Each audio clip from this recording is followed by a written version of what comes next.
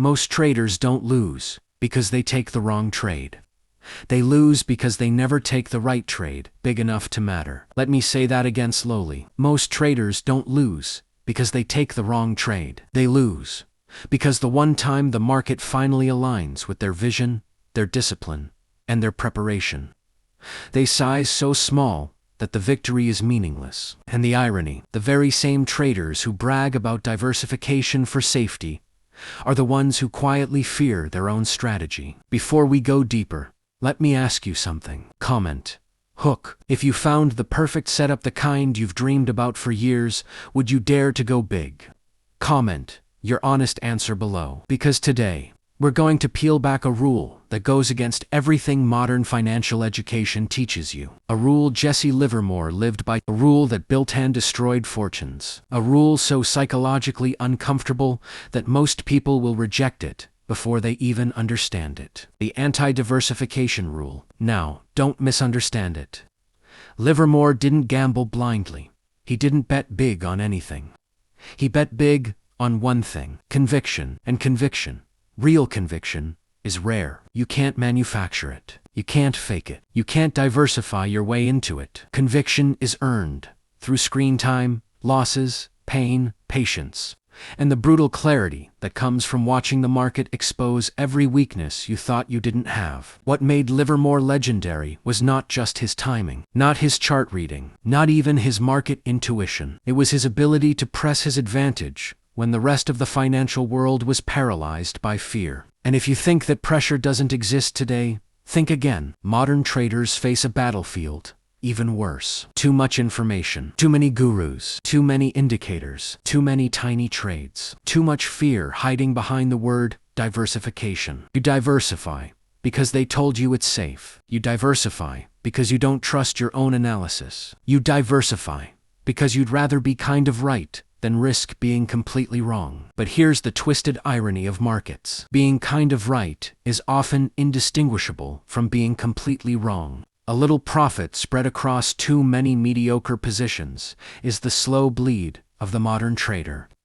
It's safety that strangles potential. Livermore understood this. He knew that the market rarely gives you a true opportunity. But when it does, when the tape aligns, when the volume whispers, when the price behaves like a coiled spring ready to strike, that is not the moment for safety. It is the moment for courage. And courage, my friend, is the real currency of Wall Street. In this documentary-style journey, I'm going to walk you through Livermore's logic, the psychological warfare, the emotional friction, the trap of fear disguised as wisdom, and the raw philosophy behind his anti-diversification rule. Because this rule isn't about recklessness. It isn't about ego. It isn't about bravado. It is about understanding when the market has finally given you the right to swing with force. And, as we move into the next section, you'll see how this rule creates a paradoxa, tug of war, inside every trader's mind. So let me take you deeper into the inner conflict that shapes every big trading decision. Every trader wants the big win, until the moment they actually have the chance to take it. It's a strange paradox, isn't it? You study charts for years. You analyze trends. You wait patiently, sometimes painfully, through noise, false moves, and dead markets. You dream of that one perfect alignment, the one setup where everything clicks. The moment the market finally whispers, "This is it." And yet, when that moment arrives, most traders shrink. Let me ask you something. Truly ask yourself, without ego. Comment. Hook. Why is it so easy to take 5 small trades, but so hard to take one big one? Drop your thoughts below. Inside that question lies the core paradox of trading, a paradox Livermore understood better than anyone: the comfort of smallness. Modern traders have grown addicted to smallness. Small positions, small risks, small beliefs. It feels safer to scatter your bets, to spread your capital, to avoid committing, because committing means exposing yourself, and exposure means vulnerability. Taking a big trade means saying, "I believe in my analysis." And that terrifies most traders far more than losing money. Money loss hurts the wallet. Conviction loss hurts the identity. That's why traders diversify emotionally, not strategically. They spread themselves thin, so they never have to face the harsh truth. They don't fully trust their own decisions. Livermore saw this everywhere. He wrote about it, lived through it, and spoke about it with a kind of brutal honesty that makes many traders uncomfortable, even today. Humans fear clarity. When you size big, the market becomes brutally clear. Every tick matters. Every candle feels like a verdict. Every second feels like judgment. But when you diversify, the pain gets diluted. The responsibility spreads out. You can always say, well, that one stock didn't do well, but the others helped. It's emotionally easier, psychologically softer, but strategically inferior. Livermore understood that clarity is where the money is. Clarity is where the real opportunities exist. Clarity is what separates speculation from gambling. And clarity almost always comes in the form of one dominant trend, one leading stock, one moment of truth. But clarity demands commitment, and commitment demands courage. The battle within. The paradox is simple. To win big, you must concentrate your focus, but concentration exposes your flaws, doubts, and weaknesses. Your mind will scream at you,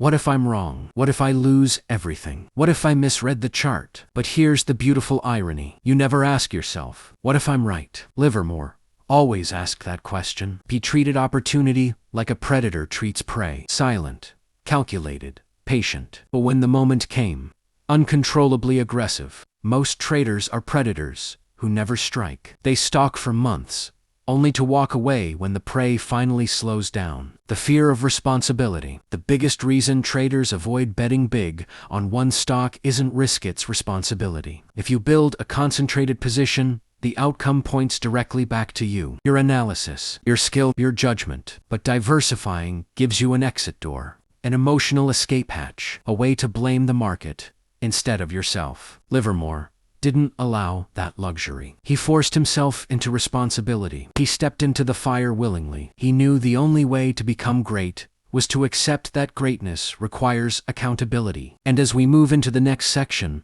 we're going to look directly at the psychological trap behind all of this, the core problem that keeps traders small, nervous, and scattered. It's deeper than fear. It's deeper than doubt. It's a flaw baked into human nature itself. The greatest danger in trading is not volatility. It's the internal voice that whispers, play it safe. Every trader hears this voice. It's subtle, comforting, rational. It tells you to take the smaller position. It tells you to split your capital into 5 trades instead of 1. It tells you to reduce risk, stay diversified, be responsible. But behind the calm tone of that inner voice lies the real enemy, the instinct for self-preservation at the cost of potential. Before we break this apart, let me ask you, comment, hook, have you ever reduced your position size? Not because the setup was weaker, but because the position just felt too big. Tell me in the comments. If you have, you've already met the psychological trap we're about to dissect. The root of the trap, loss aversion. Loss aversion is the king of trading psychology. It's the force that bends logic, distorts perception, and shackles traders to mediocrity. You see, humans are wired to avoid pain more than they're wired to pursue gain. A $1,000 loss feels twice as painful as a $1,000 win feels good. This imbalance leads to a destructive loop. 1. You find a great setup. 2. You feel excited, then scared. 3. You reduce size to be safe. 4. The trade works but your profit is tiny. 5. You feel frustrated, so you take random trades trying to compensate. This is the trap Livermore warned about. Not the market. Trap your brains. Trap the illusion of control through diversification. Most traders diversify, not for strategy, but for emotional anesthesia. Owning many positions gives the illusion of control. If one falls, another might rise. At least, I spread the risk. No single trade can hurt me too badly. But here's the psychological trick. While diversification limits downside, it also suffocates upside. And the brain loves that bargain, because the brain values emotional comfort more than financial performance. Livermore recognized this early in his career. A man must believe in himself and his judgment if he expects to make a living at this game. But you can't believe in your judgment if you never put enough weight behind it for the results to matter. The trap of false busyness. Another psychological trap. Activity addiction. Many traders would rather juggle 10 positions than manage one big one. Why? Because small positions keep you busy, and busy feels productive. But as Livermore said, it was never my thinking that made the big money.